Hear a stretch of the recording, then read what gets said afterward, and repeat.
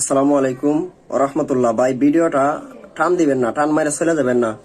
এটা তরিকতবন্দীদের জন্য এই ভিডিওটা আপনি যদি না দেখেন আপনি মাজারে ঢুকতে পারবেন না ভাই। আমি 100 গ্যারান্টি দিয়ে বলতেছি ভাই, মাজার ভেঙে দিবে। আপনাদেরকে বলতেছি ভিডিওটা দেখেন। বাংলাদেশ সরকারকে তাড়িয়ে জামাতিদের স্বার্থ হাসিল হয়ে গেছে ভাই। সেটা আমার বিষয় না, আমি যে বিষয়ে কথা বলতেছি। জামাতিরা এই হজরত গরিব শাহ রহমতুল্লাহ আলাইহের মাজার শরীফ ভেঙে দিয়েছে এবং আরো কিছু মাজার শরীফে হামলা করেছে। তাদের হানাগোনা বেড়ে গেছে। এখন তারাও যেখানে হামলা দিতেছে, যেখানে মানুষ শূন্য গ্রাম অঞ্চলে যে মাজারগুলি আছে, ছোটখাটো মাজারগুলি, সেই মাজারগুলির মধ্যে হানা দিতেছে তারা।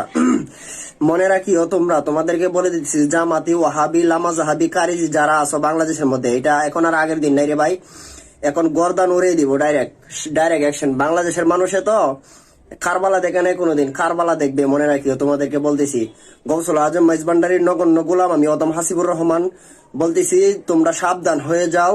এখনো সময় আছে, তোমরা সাবধান হয়ে যাও, নইলে বাংলাদেশের মানুষে তো কারবালা দেখে নাই কোনোদিন, কারবালা দেখবে। মনে রাখিও, এটা কিন্তু আগের দিন নাই এখন। মনে রাখিও, তোমাদেরকে 100 বার তোমাদেরকে হুঁশিয়ার করতেছি। তোমাদেরকে মনে রাখিও, তোমরা এখন আর বাঁচতে পারবে না, রেহাই পাইবে না।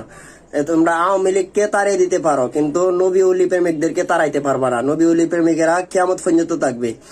এটা 1250 হিজরিতে ঘটেছিল, যে সময় আব্দুল ওয়াহাব নজদি এসেছিল ক্ষমতার মধ্যে, তখন সকল সাহাবিদের মাজারগুলি ভেঙে ঘুরিয়ে দিয়েছিল। তে তোমরা মনে রাখিও, তোমরা হুঁশিয়ার হয়ে যাও। আমরা যদি একবার কেঁপে যাই না, আমরা যদি একবার কেঁপে যাই, তাহলে তোমাদের গর্দান উড়ে যাবে। তোমরা বাংলাদেশে বাথরুমে গিয়েও পড়ার তাই পাইবা না। মনে রাখিও, পালানোর পথ পাইবা না। সাবধান হয়ে যাও তোমরা। এখনো তোমাদেরকে বলতেছি, তোমাদেরকে হুঁশিয়ার করতেছি, এখনো সময় আছে, তোমরা সাবধান হয়ে যাও। ওয়াহাবি, লামা জাহাবি, জামাতি যারা আছো, সাবধান হয়ে যাও। তোমাদেরকে সাবধান করতেছি। আমাদেরকে কেঁপাইও না। আমাদেরকে কেঁপাইলে তোমরা পালানোর পথ পাইবা না।